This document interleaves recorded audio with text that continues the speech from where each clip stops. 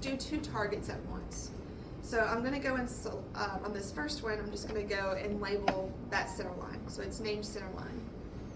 And because of the leader location, I have it set to auto left and right. That's where it's just flipping as I move it side to side. And you want to have your labels in a separate file. You really don't want to have your labels in your geometry file or your corridor or anything like that. But for the purpose of the demonstration, just to show how it's dynamic, I'll put them together. So as I move the line around, you're going to see that the label moves with it. It is associated to it. And then also, when I change the name to Ramp 22, that it changed the label as well. Now, moving into the intersecting geometry, this is where we're going to do like two different points or two different elements or targets. And when you're using this, it actually prompts you down in the bottom left what elements to select to build the label. So I selected, alignment 1 and alignment 2. Then it's going to report a station and the alignment name in that label for me, just built together. In this example, we're going to pull a station and offset from this alignment, but then we're going to grab the elevation from that point. So it's going to, and then also I'm getting a ground elevation. So maybe I needed to select my terrain model as well. Now on this one, we're going to do a projected elevation. So this means it's getting an elevation from another element. So now I'm going to get all that same information, but now I'm getting the geometry information at that point, at that station. So you can really kind of build whatever label you want. It's just a matter of building the text favorite in a way that you can go and select those different targets.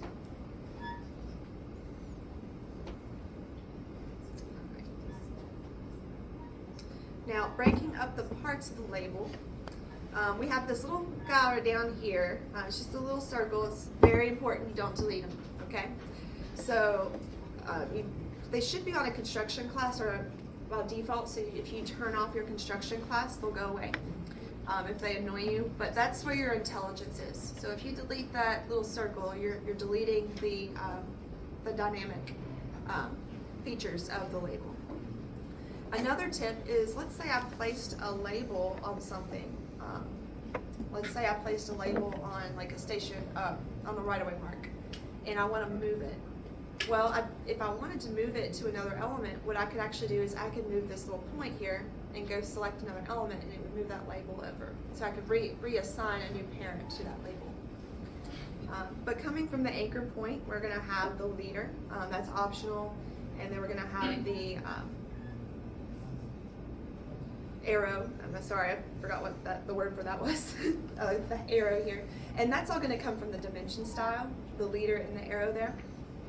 And then this area over here, we're going to have the frame. So there's a lot of choices where you can do like a circle, you can do like an oval or square. And then we're going to have the actual text, which comes from the favorite, and then you can have a divider in there as well. So most of these are all optional, but you do have to have the text and you have to have the anchor point.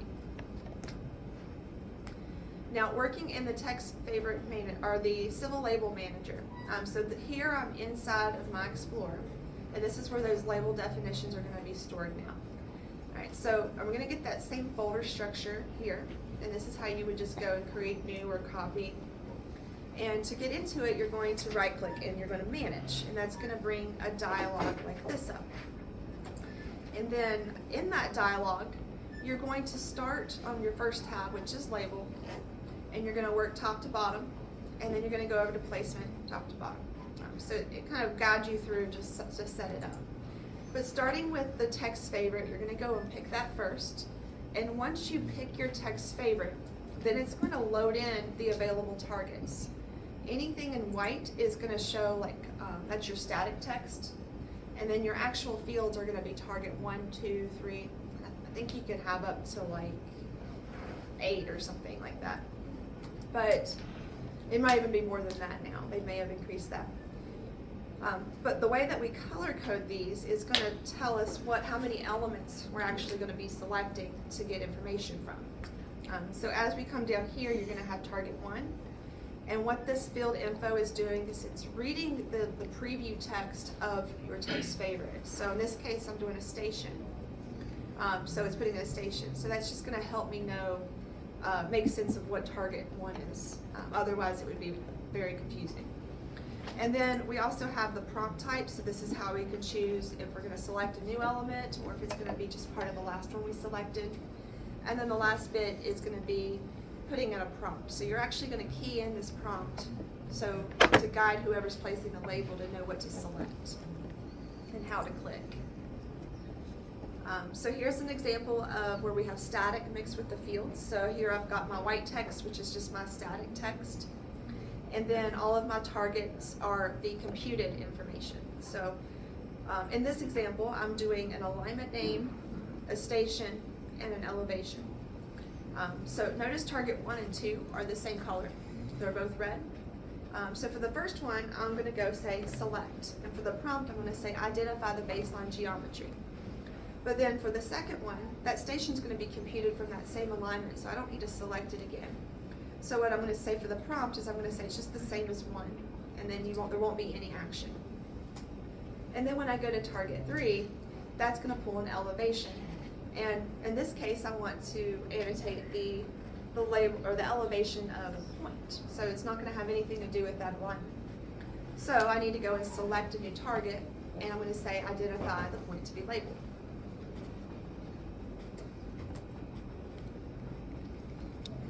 So if I look at what drop-down menus I have available, this is what my text favorite looks like, where I put my static text, and there's all my fields.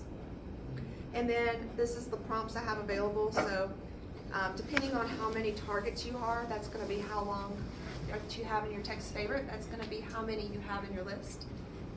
And then the prompt in the bottom left of your screen is going to look like that. Moving into the placement tab, this is where, that part's the easy part. So this is the tricky part. So there's a lot of different location methods on how you're going to set the label up. I'm going to go through those different methods. Let's see. Yeah, I'm going to start with this data point. So for the data point, it's very similar to actually select elements. It took me a while to figure out what the true difference was between the two. But the difference is, I mean, you can do, with data point and select elements, you can do one label, or you can do a bulk selection of elements and label them all at the same time. But the difference is, with data point, you're going to have a secondary click available to go and choose the position, like actually where you want that label to be placed. Whereas select elements is going to place it relative to those points based off of your settings. And then intersection is where, what I demoed a minute ago, so that's where you're going to go and you're going to label information off of the intersection of two linear elements. So normally that's going to be like station and alignment name is what we're going to use that for. And then station offset, this is going to be what we would use for like points, so we can go in and get a station offset relative to another element. And then we're also going to have our select elements, which I just went over. So what we can do is we can do a selection set of elements, or you can use a fence, and when you place the label, they'll all be placed the same way. So they'll all have the same rotation, they'll all have the same offset from those points or elements. Same, like if they're tangent, or if you want to have a leader on them or not, they're all going to look the same. Then we have locate along. So you typically are going to use this if you want to like annotate like your edge of pavement elevations, maybe around a curb return or something. But it's going to place a series of labels at an interval, and it's just going to go along your element. Now we have some different options for the interval type, but normally you're going to be doing it at an increment or probably at even stations. The only thing to keep in mind for the even stations is that it only works if your beginning station is even. So if you have like 4 plus 20, 0.22, then every increment's always going to have 0.22, you know? So just keep that in mind. And then we have the locate projection intersection. So this is going to be very similar to the locate along. However, what you're annotating along that element is actually going to be coming from another one. So often we'll project the center line information onto an edge of pavement. So we're labeling the edge of pavement, but the elevations or whatever we're annotating is actually coming from the center line. then the last one is only exclusively used in cross-section. So that's going to allow us to place a label between 2 points for 2 crossing linear elements. And it's only going to be used in a cross-section model. So I believe that's one of the newer ones that they've added in. Any questions so far?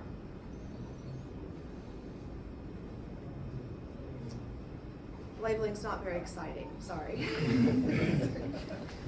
Not as fun as modeling, but. All right, so now we'll look at position and rotation. So this one's probably more self-explanatory for the rotation. It's these little buttons down here that get a little confusing on what they actually do. So I'm gonna go through all of these here in the next slide. All right, so starting with the rotation option, so this is what we have available. So you can do your active angle, you can do your view horizontal. If you're doing any of the views, this is going to ignore the view rotation, and it only works when you don't have a leader line. If you have a leader line, it's not going, your leader line will be kind of crooked, so just keep that in mind. But then you can do horizontal, tangent, inline, perpendicular, so that's pretty self-explanatory. And then you can also lock perpendicular, so that's going to make sure that the label is located perpendicular to the element that you're clicking on. And then depending on the text justification that you have, that's going to determine the point on the label that is perpendicular to the element. Then moving to these little buttons on the bottom, we've got our dynamic justification. So when we enable this, the text is automatically right or left justified to the same side where the leader attaches to the label. If you turn this off, then the text will maintain the justification defined for the label. These are things that I would probably, I would have a sheet that I would just have all this information, and as you're creating your labels, just kind of keep that up, because they all do something very similar but slightly different, and it's hard to keep them separated. But a lot of times you're going to be using the same settings for almost all of your labels, so you're going to find the ones that work, and then you're just going to keep those in. So now let's look at dynamic justification. So for this one, we're going to toggle it on, and we're going to place a station and elevation. So we're going to select our reference element, select our point, and this is with it disabled. So you can see the text is not flipping its justification, but now with it enabled, notice it's actually a little bit hard to see, but you see how it lines up justifies here when it's on the left side? And then when it was on the right, see if it flips, then it justifies on the other side. So it's just really a slight change, but it just cleans the label up a little bit.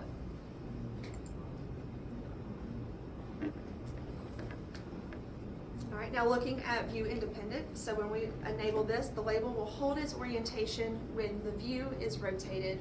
When it's disabled, the label is rotated when the view is rotated. All right, so that's a lot of words there, right? So let's watch it instead. So we'll place the label with it disabled, same one as before, and then we'll rotate the view. Right, so the text is going to rotate with the view, right? It's just going to stay the same. Right, now let's enable it. Place the same label.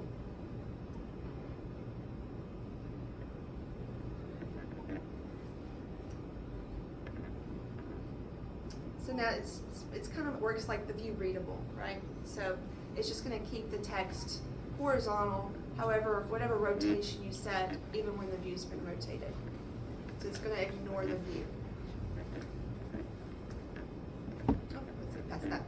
Here we have a view readable, which is very similar. This is going to make sure that the text isn't upside down.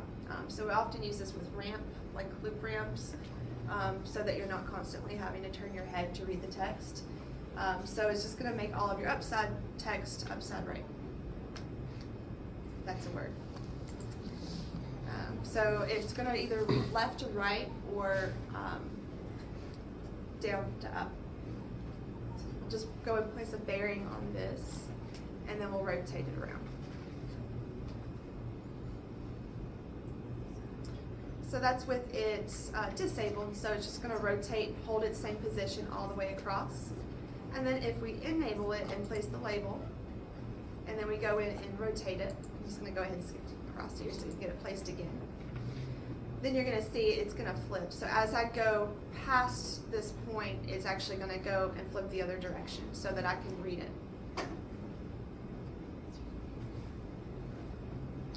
Annotation scale, so this one's not really new, but we're going to enable that most often. So that's what it's going to read the annotation scale of your drawing. So as you change the scale, it's just going to make your text smaller or larger.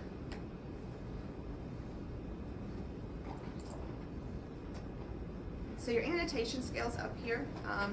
It really doesn't matter what you have it set on in your, if you're placing your labels in your design space, because the drawing model has its own drawing scale already pre-selected, and it'll scale it for you there. If you're doing plan labels, I actually create your own file for them. Plan is the one thing that we can preserve the labels even if you have to create new sheets. So you can either put them in your design space with a black background, or you can put them in their own file and just reference them in.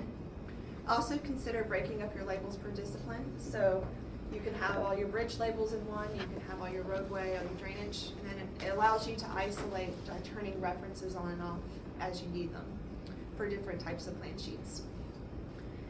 So definitely leverage a label file for that. Now when we get into profile and cross-section, you have to put them in the drawing model, so we can't really get away from that. But with plan, you can save yourself some rework. All right. Now we're going to look at the element association. So really all of these are going to control how the label moves and adjust whenever the element moves. So there's three that you're going to have. These first two can be toggled on, and then these two right here, you can only have one or the other. And I think it's better just to play the video because it shows it much better than how I can explain it. So go in and place that label, and then we'll go in and move the element. So right now it's disabled. So it's just going to stay put, right where I placed it, no matter where I move that line. Now if I look at the next one, which is the annotation association, that's going to be controlling the leader line, how it's adjusted. So maybe the text is in the same spot, the leader line's going to move. Go back in here. So looks like we're going to place it without it first. So we're just going to have the first one toggled and the second one toggled off. Go and move that. And then let's go enable it.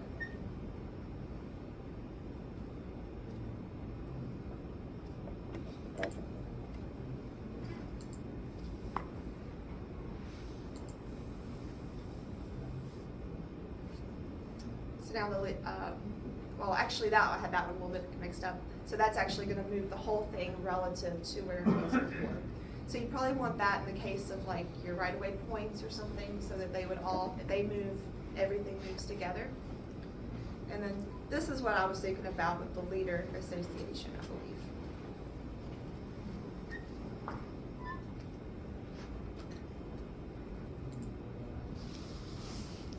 So we're going to do the first three toggled on. And we'll skip across so we can get that label placed, and then let's go and rotate it. So this toggle here is going to keep the rotation locked in to the original location, and then we'll go in and toggle the other one. I believe I've got a video for it. And this is going to move and rotate. Again, I'll just go ahead and place that text, and then we'll rotate the line around. And so that should stay tangent and move with the line. So depending on how you have these all toggled, you're going to get different results. Alright, now looking at the composition of the label, so we have a lot of different areas where we can specify a text favorite or a text style. so there is a hierarchy of which one like overrules the other. So I told you can put the, or I didn't tell you yet, but you probably know you can put a text style inside of the element template. And in the labeler, we're going to be pointing to an element template to define like what level and symbology the label's going to have. So we're going to set that at that level if you want to. But then when we create the text favorite, we could additionally go in and set the text style there. And so that's going to ignore the element template and set it in, whatever the text style is using. If you have the text style override selected, then it's going to use that. And then if you're using active, it's going to use that one instead. So you have all these different levels to override what that text style is going to look like, as well as the dimension style too. It's very similar. When you're going into the frame information, so you're just going to pick the default when you're setting up the label, and then when the user is actually placing it, you can set these to however you'd like. Okay, and then you can also choose how that frame is going to be. So it's going to use the dimension style. So that's where you're going to get the information to like set the symbology for that. And here we have the dimension styles. I will say I'm not great with dimension styles. I think bridge people are probably the best. They use them the most. And they can be a little tricky to set up, but there's not a lot we're really doing here. All we're doing is a leader line and an arrow. When I set it up, I normally go and copy another one and then just change one slight thing that I might need, or like the symbology of it.